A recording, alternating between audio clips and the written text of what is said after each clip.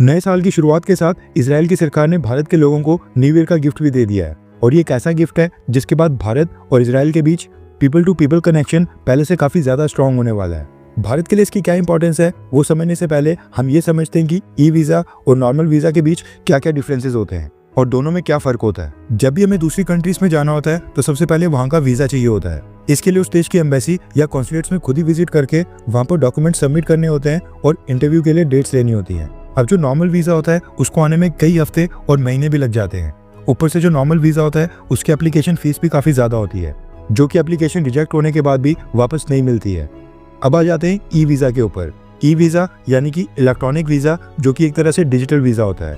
E visa के लिए आपको किसी भी देश की एम्बेसी या कॉन्सुलेट्स में वहां पर खुद ही नहीं जाना पड़ता है। आपको जिस भी देश जाना है आप घर बैठे उसकी वेबसाइट खोलकर वहां पर ई वीजा के लिए अप्लाई कर सकते हैं। ई वीजा की खास बात यह है कि एक तो आप अपने सारे डॉक्यूमेंट्स ऑनलाइन सबमिट कर सकते हैं, वेरिफिकेशन आपकी सारी ऑनलाइन होती है। ऊपर से ई वीजा की फीस भी नॉर्मल वीजा के मुकाबले काफी कम होती है और ये ई वीजा 2 से 3 दिन या फिर हफ्ते के अंदर भी इशू हो जाता है। बड़ा ही रेयर केस सिनेरियो होता है जहां पर हफ्ते से ऊपर का टाइम लगता है। 30 से 90 दिन के लिए अगर आपको किसी भी देश जाना होता है तो ये ई वीजा बेस्ट होता है। लेकिन आपको अगर लंबी ड्यूरेशन के लिए जाना है, वर्क या स्टडी पर्पज के लिए, तो आपको फिर नॉर्मल वीजा ही लेना होता है।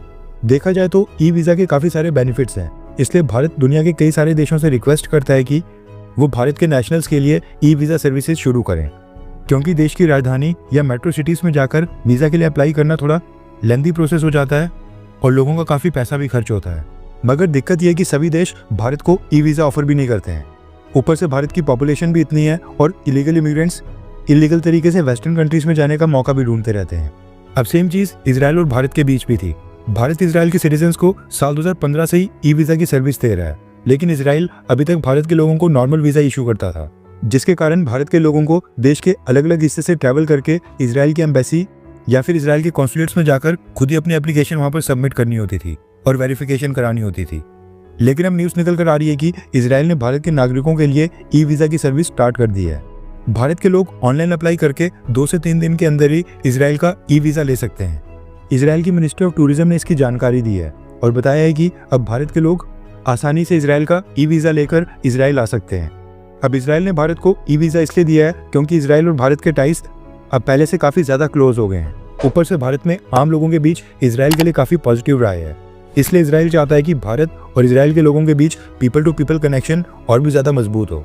देखा जाए तो ये भारत के लिए काफी गुड न्यूज है।